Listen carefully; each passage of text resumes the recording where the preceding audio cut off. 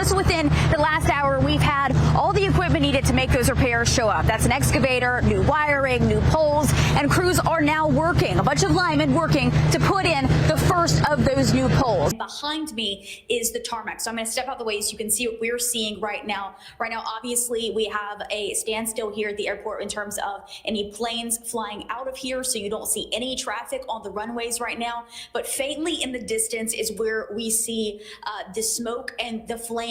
Police aren't saying much about who's responsible.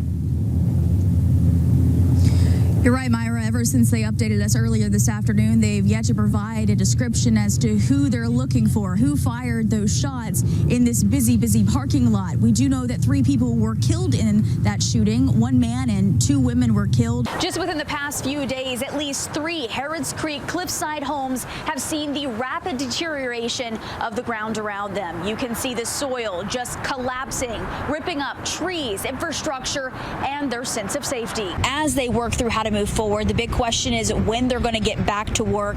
The site is about a mile behind me where I'm at on the edge of this industrial corridor, and it remains inaccessible to the public. A large part of that, of course, because we know that this crash site of debris is about half a mile long. We know that 2 businesses directly impacted included a petroleum recycling plant. The other businesses I have managed to speak to are being told it could be upwards of a week before they're able to access their properties in this area. Many are confident that the most damage they're going to see, if they were not in its direct path, will be a lot of smoke damage. But at this point, that's just a guess based on many witness videos that have been submitted that they've seen from the scene. These are the faces of LMPD's open homicide cases from 2012 to now. 701 cases with a troubling trend. From 2012 to 2019, the number of cold cases is at or well below 50. But then came 2020 and 2021, an era in Louisville with record crime. 2 years that make up a third of unsolved homicides since 2012. We don't have the video used to piece these details together, so I'm going to have to set the scene for you. Court documents say a light colored vehicle drives up to this intersection at 8:09:46 p.m. 24-year-old Antonio Bautista, the suspect's older brother, gets out of that vehicle and walks to this grassy area. Now, just within 20 seconds of driving up, the car then drives off. Andres Bautista walks out of this house and is accused of firing multiple rounds. Breaking news here at Wave News at 11:30. LMPD is investigating a homicide tonight where one of their officers was hit by a car while responding to the scene. It happened around 9 p.m. in the Park Duval neighborhood in the area of Annie Street and Wilson Avenue, where police got a shot spotter alert.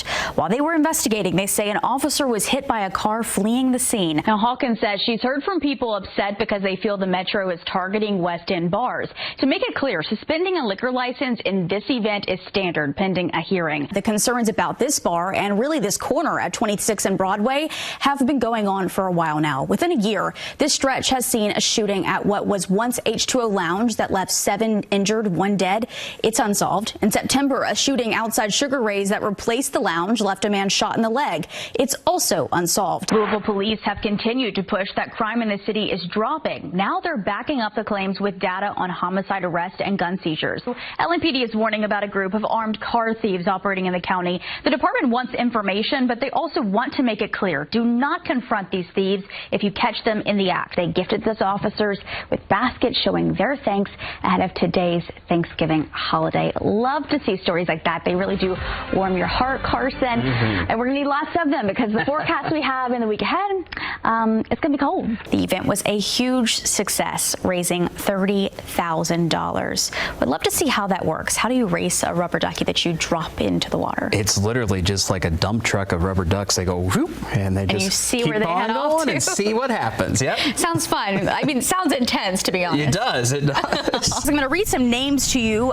Karen Reed, Richard Jewell, and John Benet Ramsey. What comes to mind when you think about those 3? Well, for one, they were huge national cases for years, just like this case. But for all of them, they also had alleged killers who were found found to have nothing to do with the crime. That is what Brooks House attorney Brian Butler wants this jury to keep in mind, and he believes that they will find that to be true in his client's case as well. Steve Lawson, you'll recall, he was convicted of conspiracy in this case and admitting to helping his son Joseph move Crystal Rogers' car on the Bluegrass Parkway the night of July 3rd. He said these admissions under oath in his trial just 3 weeks ago. But Houck's defense team says that they can prove with scientific evidence that those admissions are essentially a lie. Leland also says that when it comes to the defense, that idea of there is no body, he believes that both defense teams are going to have to take that beyond in their defense. You can't just point that out because the jury,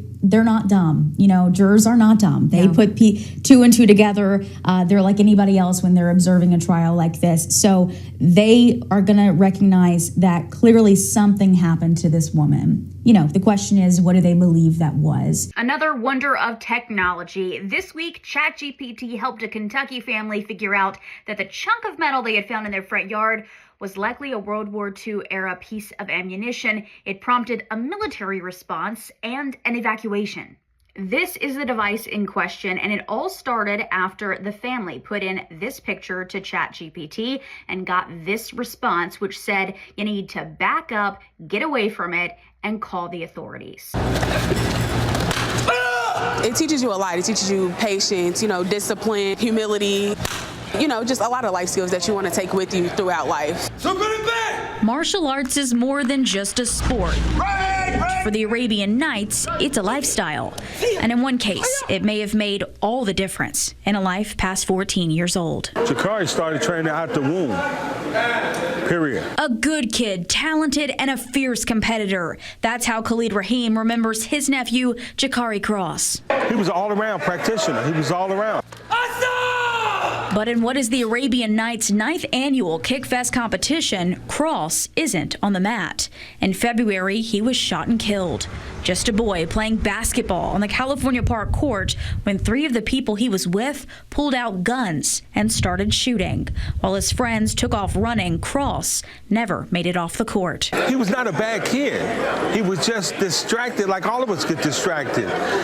But he didn't have to die for that distraction. That distraction was getting involved with all the wrong people and thinking it was freedom. Being out in those streets is not a death sentence.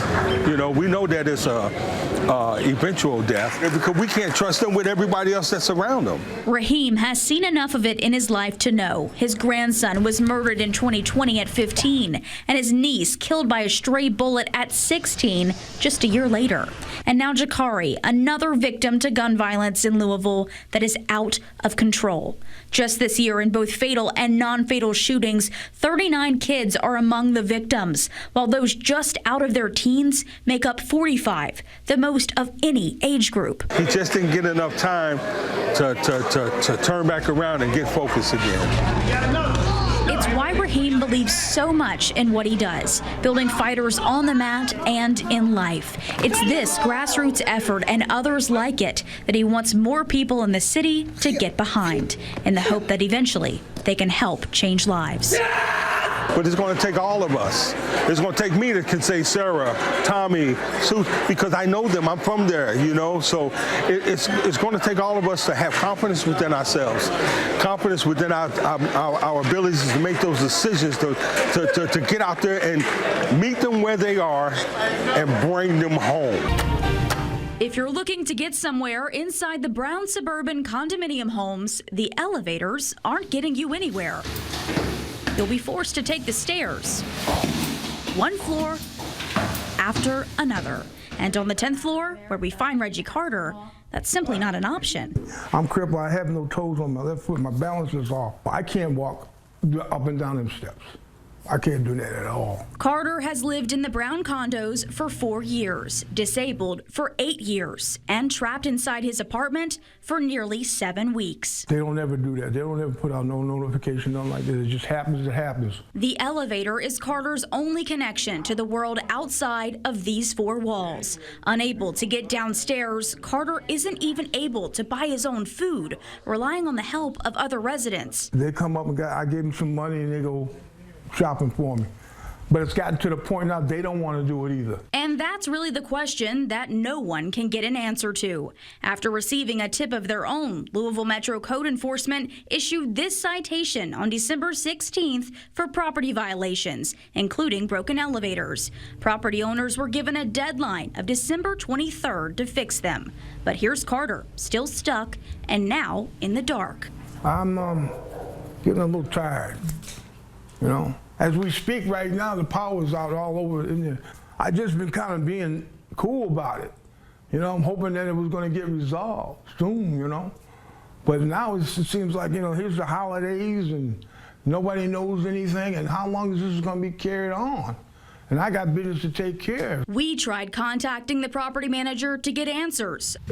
Our call went to voicemail, and an email came back with an auto response that she's out on vacation. They're just up there, stacked up there with nothing to eat. They can't even go to doctor's appointments and stuff like that. So I'm really worried about them. Roberto Aguila owns his own condo, paying hundreds of dollars in monthly homeowners fees on top of rent, but says the building stays in disrepair. Maintenance fee that we're paying here, I figured the place should be taken care of, but it's not. You know, all the floors are terrible, and I'm just disappointed. Aguila disappointed and Carter depressed. No idea when he'll make it downstairs. You know, I get depressed, you know, because, you know, I look out the window and, you know, just sit here, you know, I'm thinking to myself, when is this going to end?